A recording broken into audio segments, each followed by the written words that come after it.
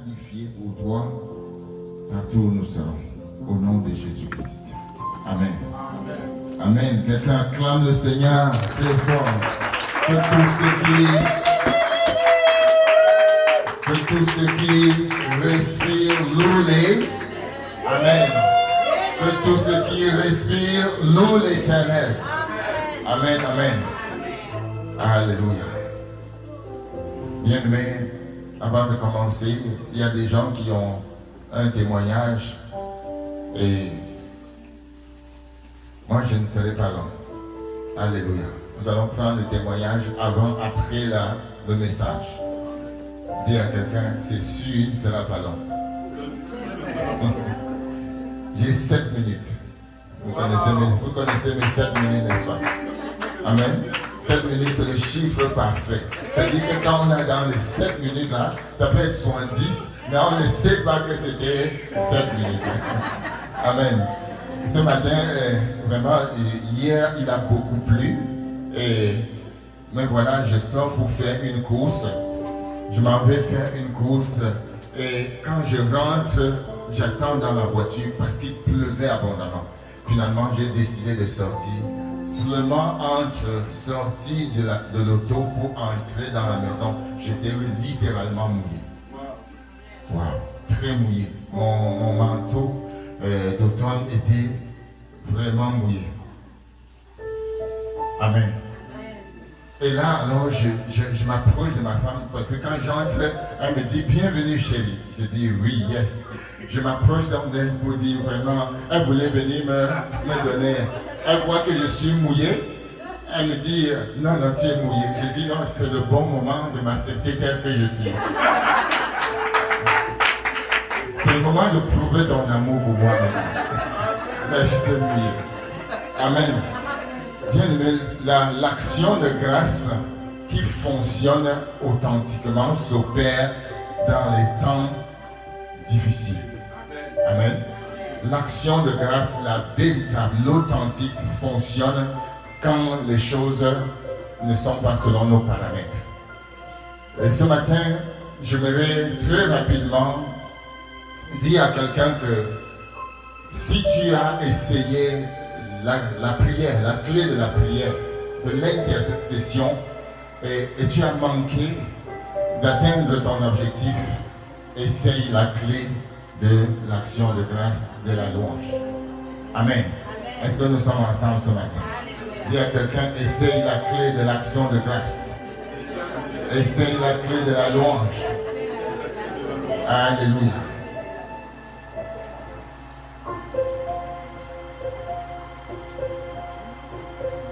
L'action de grâce, c'est un cœur qui dit, Seigneur, me voici. Lorsque je regarde ma vie, je ne vois que ta main. Amen. Lorsque je vois ce qui m'entoure, je ne vois que ta main. Lorsque je vois ma formation, je ne vois que ta main. Lorsque je vois mes enfants, je ne vois que ta grâce. Lorsque je me vois ici, là où je suis, je ne vois que ta grâce. L'action de grâce est un cœur reconnaissant. C'est un cœur qui dit merci Seigneur. Et au-delà de ça, c'est un cœur qui dit merci à Dieu, même pour ce que je n'ai pas encore. Bien aimé, l'action de grâce, c'est une arme entre les mains de la foi. Alléluia. Entre les mains de la foi. Vous avez la foi. Ce qui va vous permettre à la foi d'agir, c'est l'action de grâce, c'est la louange, c'est la reconnaissance avant même que la chose s'accomplisse. Dieu veut que tu utilises cette arme et tu l'ajoutes à ta foi. Et les choses vont fonctionner. L'action de grâce fonctionne dans la main pour opérer un miracle, dans la main de celui-là qui se trouve malade, il a mal à la tête. Il a mal à la tête. Et au lieu, premièrement, de commencer à s'inquiéter, il commence à dire, Seigneur, merci. Parce que je sais que sur la croix, par tes mains précieuses, je suis guéri. Amen. Pendant ce temps, il y a encore le marteau qui est dans sa tête. Mais il sait que c'est déjà accompli. Et que cela va se réaliser parce que le Seigneur ne dit pas sa parole sans l'avoir accomplie. La Bible dit dans Jérémie, chapitre 1, que Dieu veille sur sa parole pour l'exécuter. Amen. C'est ça l'action de grâce. L'action de grâce fonctionne ainsi. Mais j'aimerais que nous allions dans un passage. Alléluia. Allons lire le psaume 22, juste le verset 3. Psaume 22, verset 3.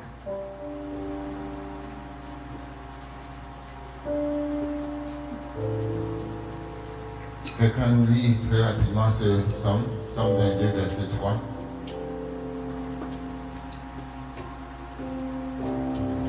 Oui, quelqu'un a trouvé? Psaume 22, verset 3. Mon Dieu, je crie le jour, et tu ne réponds pas, la nuit, et je ne trouve pas de repos. Amen. Amen. Lis le verset 2. Lis le verset 2, voilà. Mon Dieu, pourquoi m'as-tu abandonné? Pourquoi t'éloignes-tu sans me secourir, sans écouter mes plaintes? Mon Dieu, je crie le jour et tu ne réponds pas, la nuit et je ne trouve pas le repos. Amen. Amen. Lisez le verset 4. Il y a quelque chose. Pourtant, tu es le Saint, voilà, c'est ça. Tu sièges au milieu de la louange d'Israël. Amen, amen. Amen. Alléluia. Bien-aimé, la louange, l'action de grâce comme clé de la percée. Et lorsque nous fouillons la Bible, lorsque nous entrons dans la Bible, nous avons des témoignages, plusieurs témoignages de plusieurs personnes qui ont expérimenté des percées surnaturelles grâce à la puissance de la louange. Quelqu'un dit Amen. Amen. Quand nous louons, nous faisons intervenir Dieu directement. Lorsque nous louons, nous invitons Dieu à descendre. Une manière facile de voir Dieu à l'action, c'est se mettre à louer, c'est demander au Père de te donner l'esprit de louange. Parce qu'il n'est pas facile de l'obtenir. Vous êtes d'accord avec moi? Lorsque tu fais le bilan de ta journée seulement, de ta journée d'hier, il n'est pas sûr que tu as passé 20% de ton temps à louer le Seigneur. Mais tu as passé peut-être la majorité de ton temps à te plaindre, ou à murmurer, ou à dire quelque chose qui n'est pas dans la louange.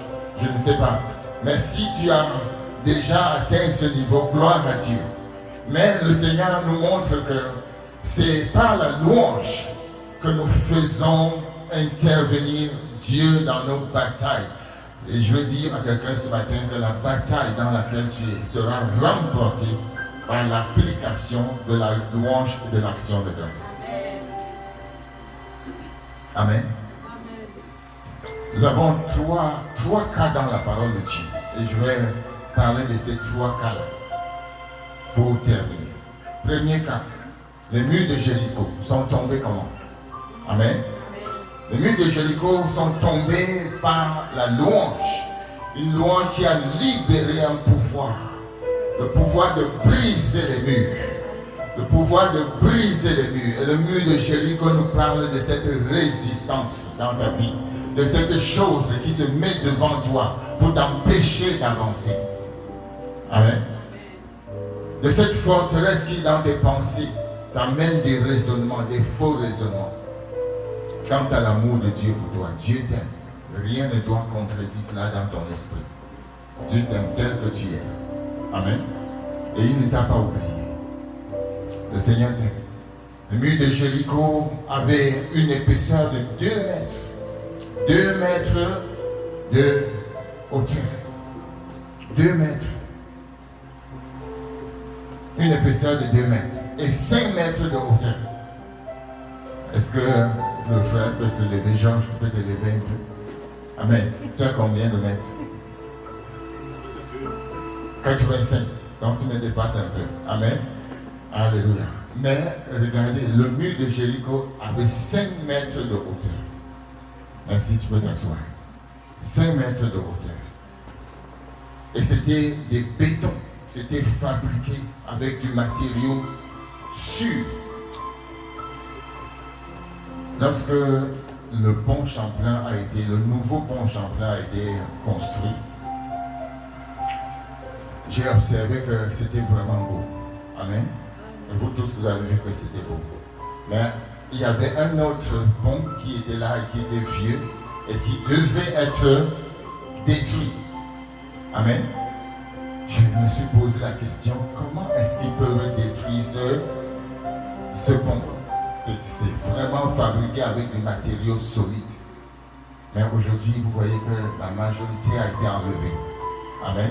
Si les hommes ont cette capacité de faire ce qu'ils ont eux-mêmes construit, à combien plus forte raison notre Dieu? Et la puissance qu'il met dans ta main pour briser les forteresses, c'est la louange. Amen. Voilà une stratégie pour te débarrasser des murs, des forteresses qui t'entourent. La stratégie de Josué était d'engager l'armée de la louange. Nous sommes dans Josué chapitre 6. C'était d'engager l'armée de la louange et de les interpeller à célébrer, à pousser des cris. À pousser des cris, comme le dit le psalmiste, pousser vers l'Éternel des cris de joie. Vous tous, habitants de la terre, il y a une puissance dans le fait de pousser des cris de joie. Tu es dans quelle situation, bien-aimé? Pousse des cris de joie à l'Éternel. Et les sacrificateurs qui étaient là et qui sonnaient de la trompette, ils ont sonné de la trompette. Il faut bénir le Seigneur pour les musiciens. Amen. Que Dieu vous bénisse. Car lorsque vous sacrifiez des actions de grâce à Dieu, vous êtes en train de le louer. Lorsque le peuple entendit le son de la trompette, qu'est-ce qui s'est passé? Il poussa des cris et la muraille s'écroula. Le peuple monta dans la ville, chacun devant soi. Alléluia. La Bible dit qu'il s'emparait de la ville. Il s'emparait de la ville. Qu'est-ce que ça veut dire? Devant chaque personne se trouve une ville que Dieu veut te donner. Amen.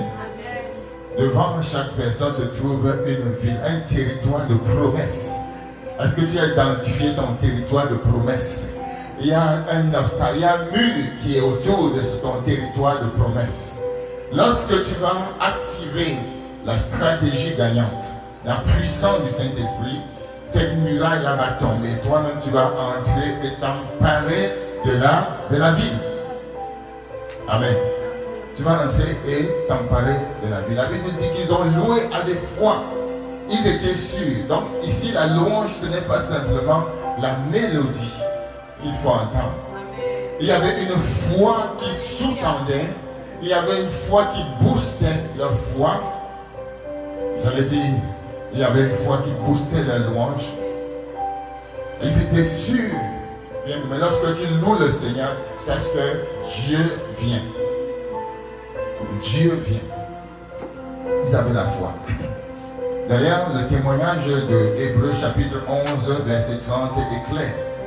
La Bible dit, Hébreux chapitre 30, verset 11, chapitre 11, verset 30. Par la foi, les murs de Jéricho tombèrent après qu'on eut fait le tour pendant 7 jours. Vous voyez, pendant 7 jours. Ça veut dire que la louange n'était pas une louange circonstancielle. C'était une louange intentionnelle. C'était une louange engagée. C'était une louange engagée. C'est-à-dire qu'ils avaient compris que c'était la dernière solution pour renverser le mur de Jéricho afin de continuer la marche vers la terre promise. Ils savaient cela. Donc c'était la dernière carte pour eux. Bien aimé, lorsque on étudie le vocabulaire militaire, lorsqu'on étudie notamment les armements, il y a une série d'armes stratégiques. Il y a certains qui sont d'une puissance modeste. Il y a d'autres qui sont d'une grande puissance. Il y a d'autres qui sont encore d'une très grande puissance. Amen. Bien, même si nous classifions, si nous classons également les armes que le Seigneur nous a données pour le combat, il y en a plusieurs. Et je veux penser, je veux croire que l'une des armes les plus puissante que Dieu a mis dans notre main, c'est l'arme de la louange. Prenez un chrétien qui passe par les difficultés et qui a des problèmes. Et prenez un autre chrétien qui passe par les difficultés aussi. Le premier chrétien commence à louer le Seigneur, à apprécier, à compter les bienfaits du Seigneur. Et lorsque vous le rencontrez en route, son visage est toujours rayonnant. Amen. Et à cette personne-là, vous avez tendance à lui demander des conseils. Mais lorsque vous voyez un autre, le visage pâle, les épaules rabaissées et les yeux véritablement fatigués, vers qui voulez-vous aller? Répondez-moi. Vers qui avez-vous tendance à aller? Amen.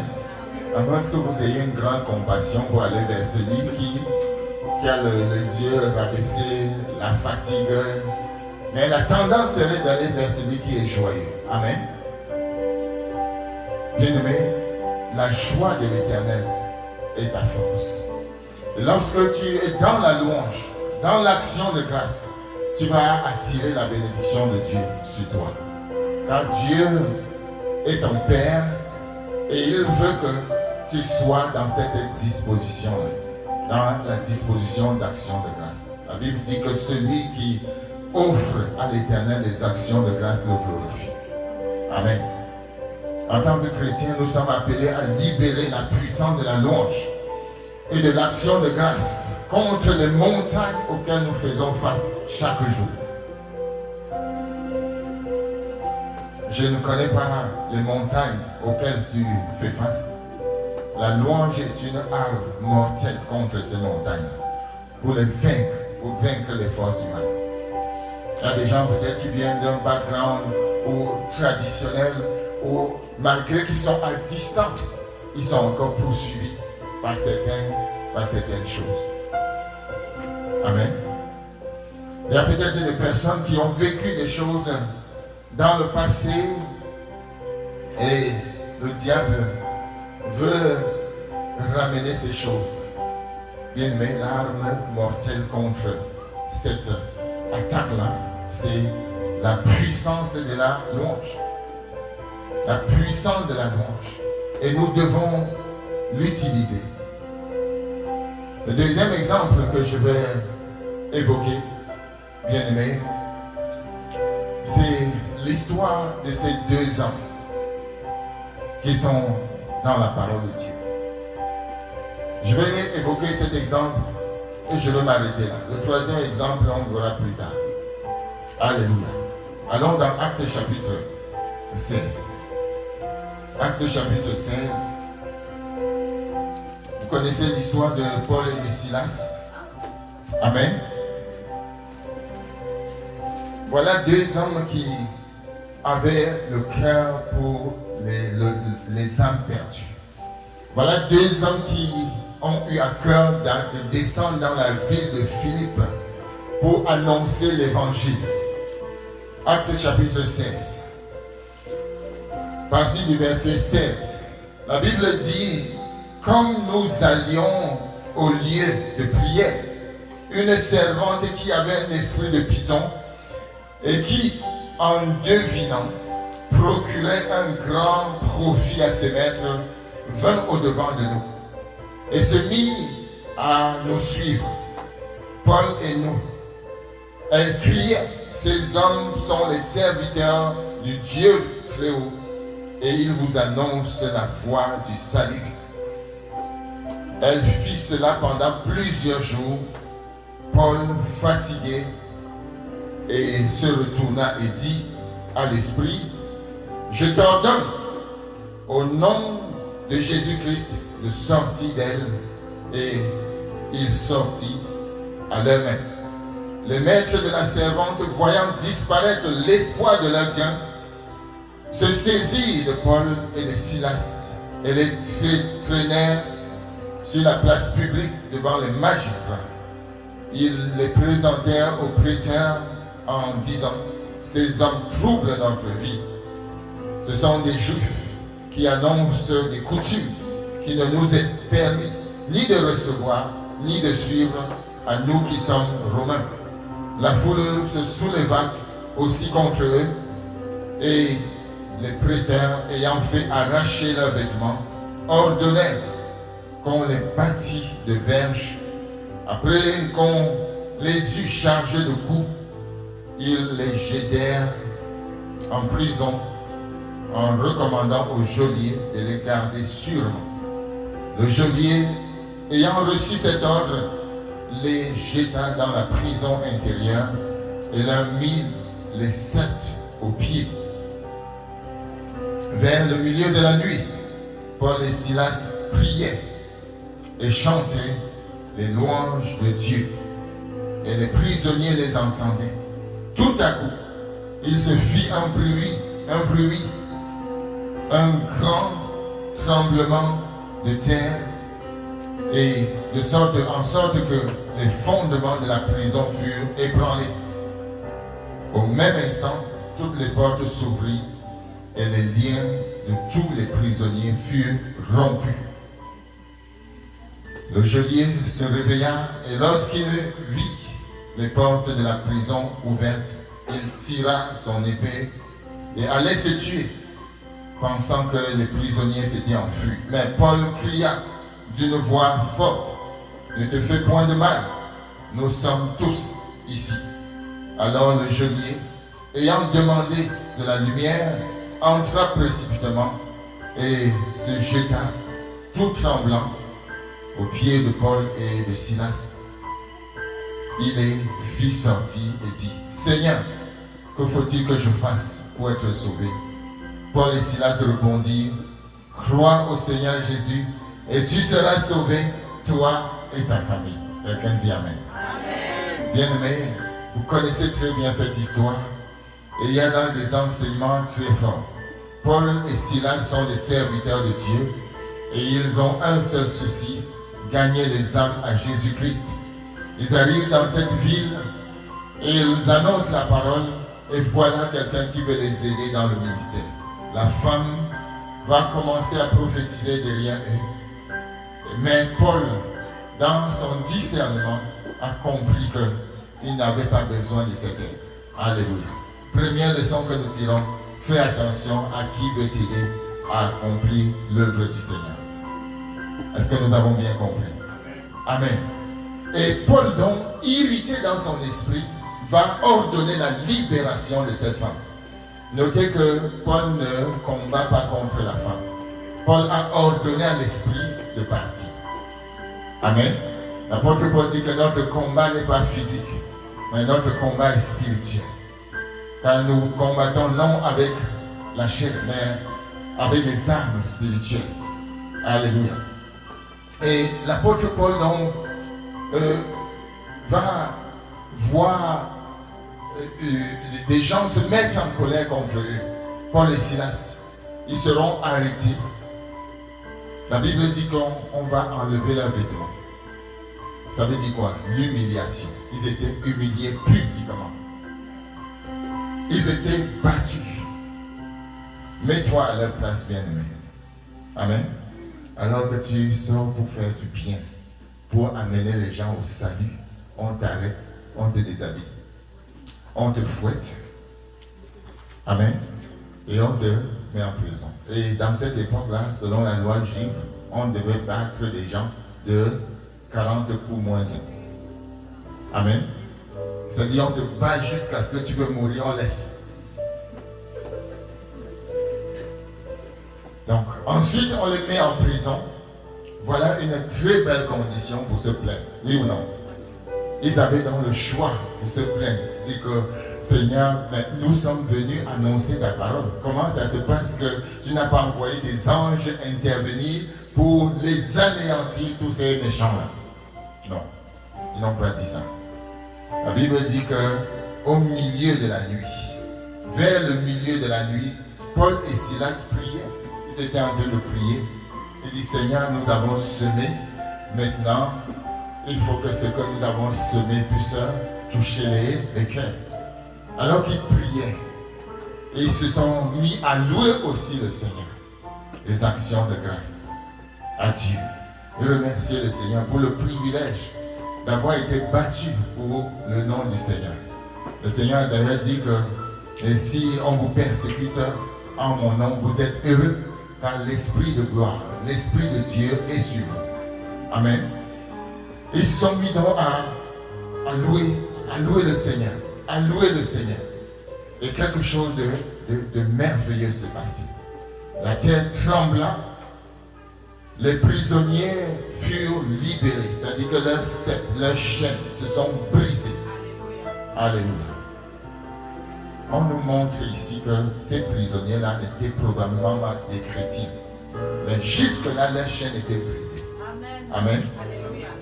Vous pouvez vous imaginer ce qu'un chrétien peut faire inconsciemment en louant le Seigneur. Tu ne sais pas ce que tu peux faire. Quand tu es en train de louer le Seigneur dans ta maison, dans ta chambre, peut-être qu'il y a quelqu'un dans le voisinage qui s'apprêtait à commettre quelque chose, à se suicider ou à faire n'importe quoi. La Bible dit que les prisonniers les entendaient. Bien, mais il y a beaucoup de prisonniers autour de toi. La chose qui peut les libérer, c'est ta vie d'action de grâce. C'est ta vie de louange. Alors que tu te lèves à minuit pour louer le Seigneur, célébrer Dieu, il y a ces prisonniers-là dans la ville qui vont abandonner leur dessein unique. Parce qu'il y a quelqu'un qui est en train de louer le Seigneur. Le geôlier, lui, dormait. Amen. On l'a envoyé garder Paul et Silas, mais lui, il dormait. La Bible dit que s'étant réveillé, il prit son épée pour se tuer. Mais Paul, qui était mis en prison, devait plutôt intervenir pour que la vie de cet homme soit maintenue. Amen. Quel miracle, bien aimé. Vous êtes amené en prison, mais jusque-là, vous continuez à sauver les gens. Paul était amené en prison par son attitude et par sa capacité à louer le Seigneur dans les circonstances contraires. Il a sauvé le geôlier. Partout où tu vas, bien aimé, tu dois sauver les vies. Il pouvait dire, ah, ça c'est l'un de ceux qui nous maltraitaient. Tu peux même le faire. Mais il a dit, personne ne s'est enfui. Nous sommes tous là. Qu'est-ce qui les arrêtait? L'Esprit de Dieu était là. Amen. C'était une belle occasion pour les bandits de s'enfuir. Mais l'Esprit de Dieu, les portes ouvertes. Bien aimé, voyez comment Dieu est puissant. Les œuvres de Dieu sont parfaites. Personne ne pouvait accuser Paul et Silas. La Bible dit, qui accusera les élus? Si Dieu est pour nous, qui sera contre eux? Voilà une belle occasion pour qu'on puisse porter une charge contre eux. Vous êtes venus libérer les prisonniers, alors vous serez condamnés. Mais l'Esprit de Dieu a veillé à ce que tous les prisonniers soient là sur place. Et le geôlier a donné sa vie au Seigneur par le miracle qu'il a vu. Et ce qui a fonctionné ici, non seulement il priait, mais il louait le Seigneur. Bien-aimé, je veux te dire que ce que tu dois faire, car tous nous sommes quelque part dans une prison. Amen. Tu es dans une prison parce que tu n'as pas encore atteint ton but. Ce que tu cherches, tu ne l'as pas encore. Tu es quelque part dans une prison. Amen. Les Amen ne sont pas... Tu n'es pas convaincu. Amen. Quelqu'un m'avait dit, non, moi je suis libre.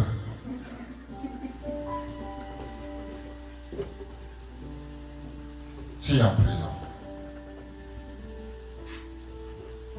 Est-ce que tu es encore à la recherche de l'argent, oui ou non? Tu poursuis encore les années. Oui ou non? Tu es encore en prison parce que tu dois faire les devoirs. D'ici mardi, tu dois faire les devoirs, oui ou non? Tu dois rendre des copies. Tu aurais voulu être libre, mais tu es encore en prison. Tu es en prison parce que tu n'as pas encore obtenu telle chose du gouvernement, oui ou non? Tu attends. Alléluia. Tu es encore en prison parce que tu cherches encore une femme. Et tu ne l'as pas encore obtenue. Et chaque jour tu rêves, tu dis si elle pouvait apparaître et que les choses soient déjà faites. Tu es encore en prison. Amen. Tu es encore en prison parce que tu marches encore à pied pour venir à l'église. Amen. C'est pas facile pour toi. Et alors que je termine, je voudrais nous attirer l'attention sur l'attitude de Paul et de Silas. Qu'est-ce qu'ils ont fait?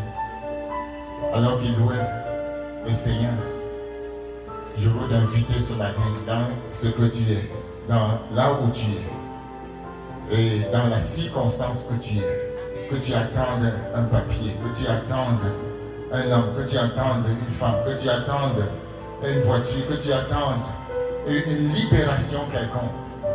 J'aimerais que tu prennes ton cantique. Amen. Et que tu loues le Seigneur. Que tu loues le Seigneur. Que tu continues à louer. Que ce soit difficile n'importe comment. Continue à louer. Amen. Que ce soit, même quand tu sens que ce n'est pas le bon moment de louer, c'est le bon moment de louer. Alléluia. Alors que tu vas le faire, ce ne sera pas facile au début. Mais plus tu vas continuer.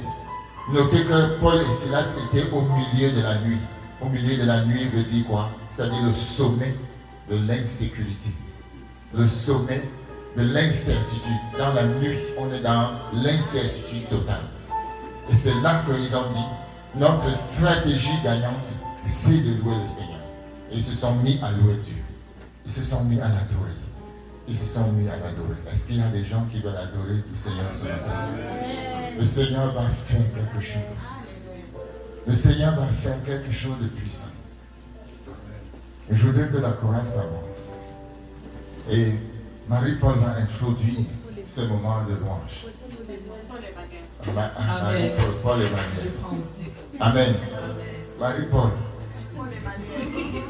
Paul Emmanuel. Amen. Amen. Ce sera le nom de ta fille. Amen. Amen. Comme le pasteur a dit, nous allons arrêter de nous lamenter et nous allons continuer de louer le Seigneur et de l'adorer.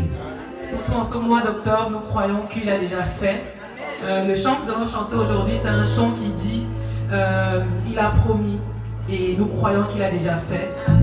Et il va continuer à faire en tout cas. Je ne sais pas ce dont tu as besoin aujourd'hui, mais crois, parce que l'essence de tout ça, c'est la foi. Donc je vous invite vraiment à avoir la foi et à chanter avec nous. Il a promis d'être avec moi. Je m'accroche à lui. Je m'accroche à lui. Il a promis d'être avec moi. Sa fidélité durera toujours. Sa fidélité durera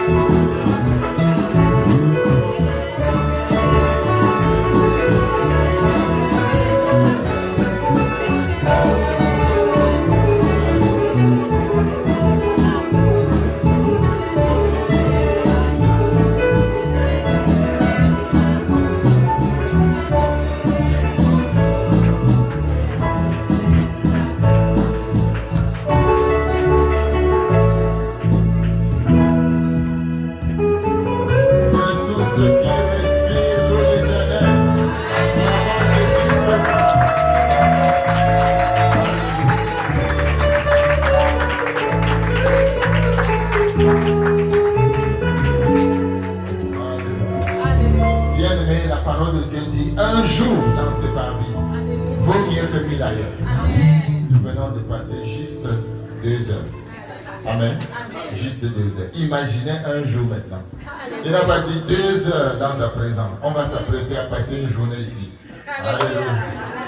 Gloire au Seigneur. Que Dieu vous bénisse.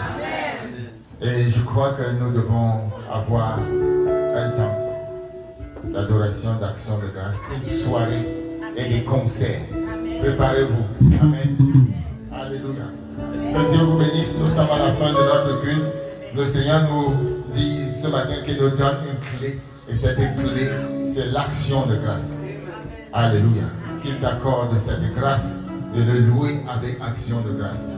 Saluons-nous les uns les autres. Bon dimanche à tous. Connectons-nous en ligne. Et samedi prochain, toutes les femmes sont invitées ici à partir de 8 heures. Et